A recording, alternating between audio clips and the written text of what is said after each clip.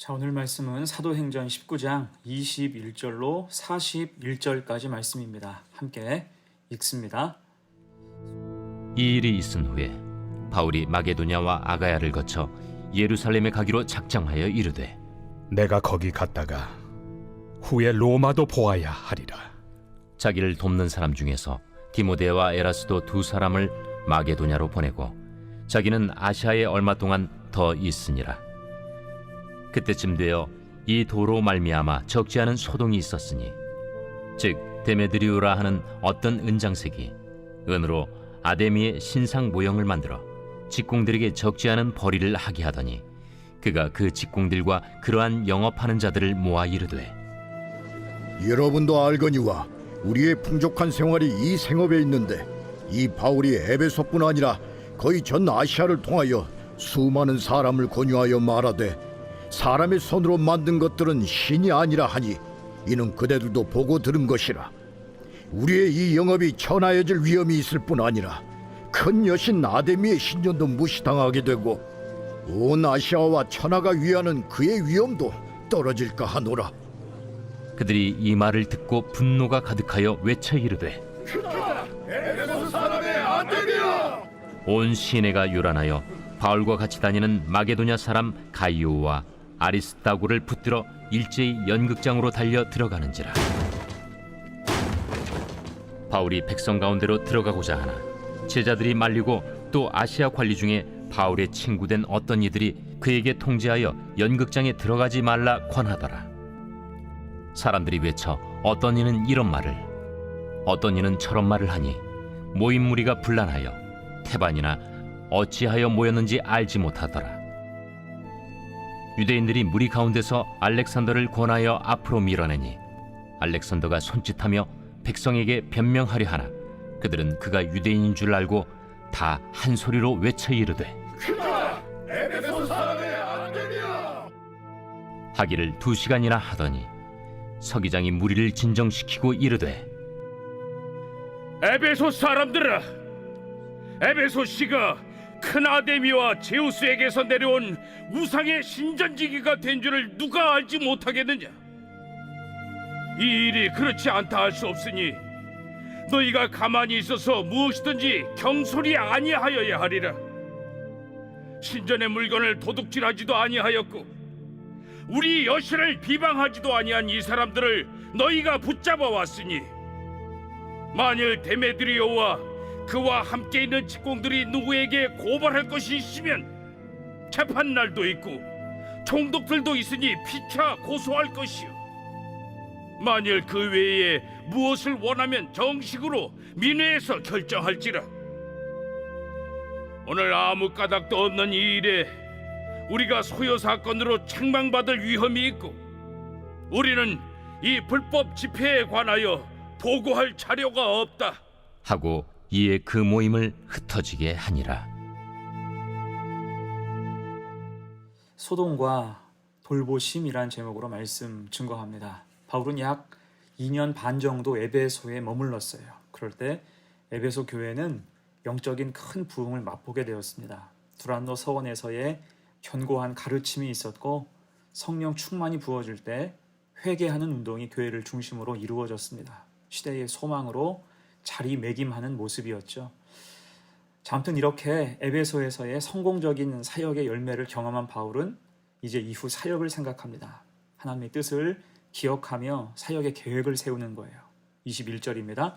이 일이 있은 후에 바울이 마게도냐와 아가야를 거쳐 예루살렘에 가기로 작정하여 이르되 내가 거기 갔다가 후에 로마도 보아야 하리라 하고 곧 지금 바울이 생각하는 복음 증거의 루트가 어떻게 됩니까? 이곳 에베소를 떠나 마게도냐와 아가야를 거쳐서 예루살렘에 가고 또 예루살렘에서 일을 다 마치면 로마에 가서 복음을 전해야겠다고 생각한 것입니다.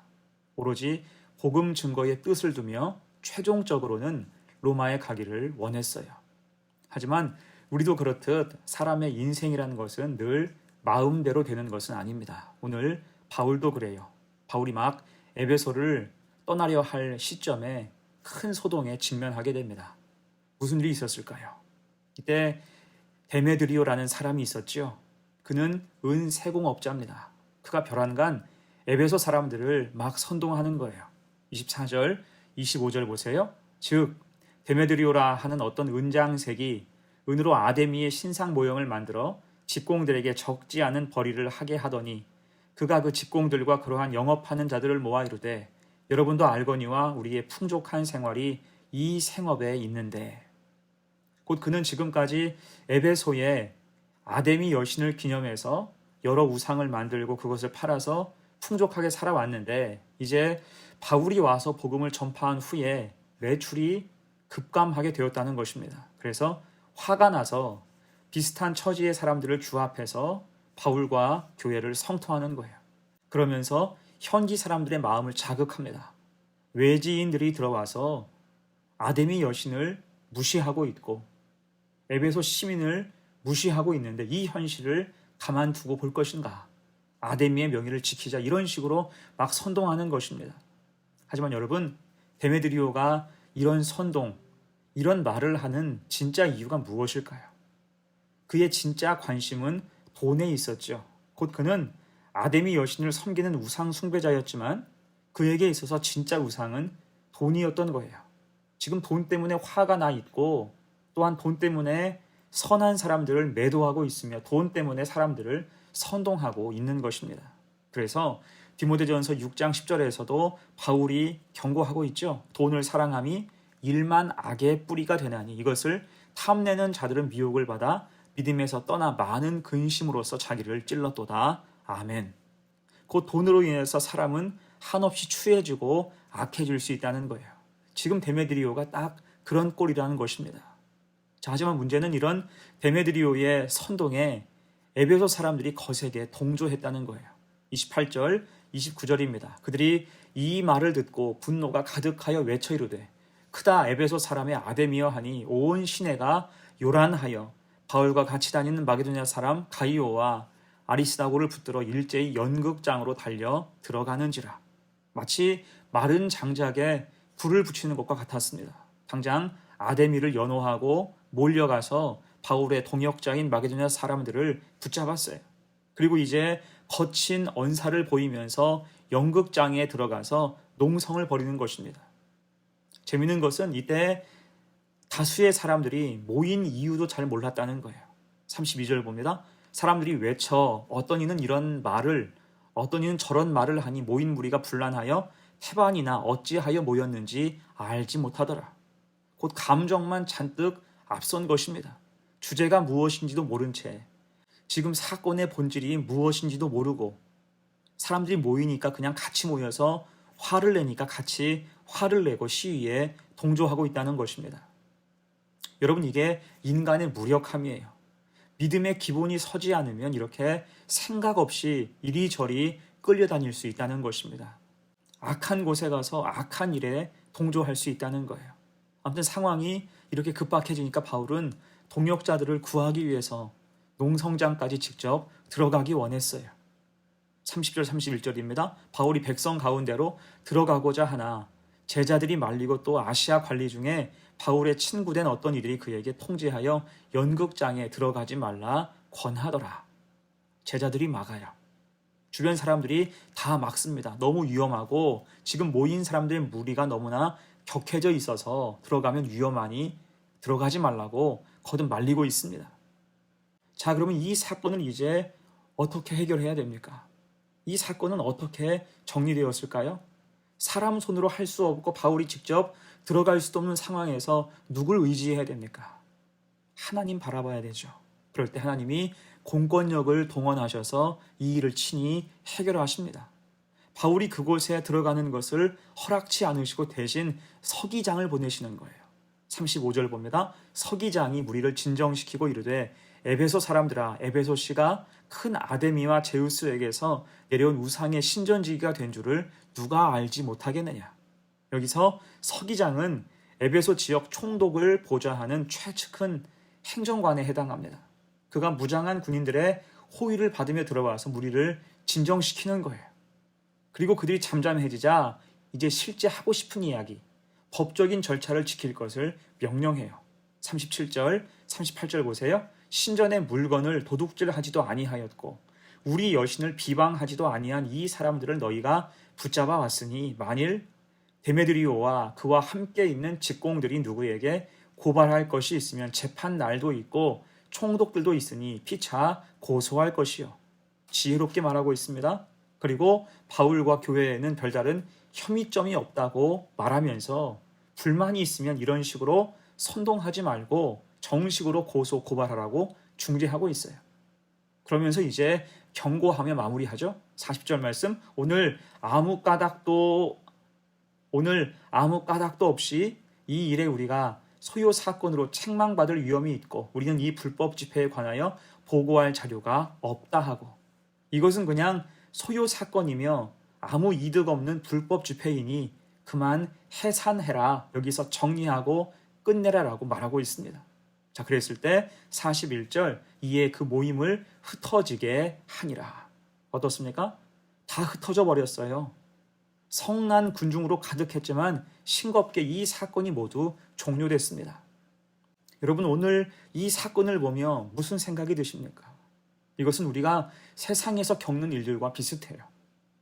세상에서도 우리 마음대로 흘러가지 않고 뜻밖의 일이 생길 때가 있습니다. 또한 악한 사람들을 만나서 곤욕을 치를 때도 있어요. 특히 선한 일을 하고도 욕을 먹을 때가 있고 죽도록 충성해서도 인정받지 못하고 오해를 살 때가 있습니다. 이게 바울은 오늘 직접 들어가서 해명하고 오해를 풀고 싶었어요. 그 정도로 마음이 답답하고 안타까웠다는 뜻이겠죠. 하지만 하나님은 그것을 막으셨어요. 때로는 참고 넘어가는 게 복이 되고 덮고 지나가는 게 유익할 수 있다는 것입니다. 대신 하나님이 책임지신다.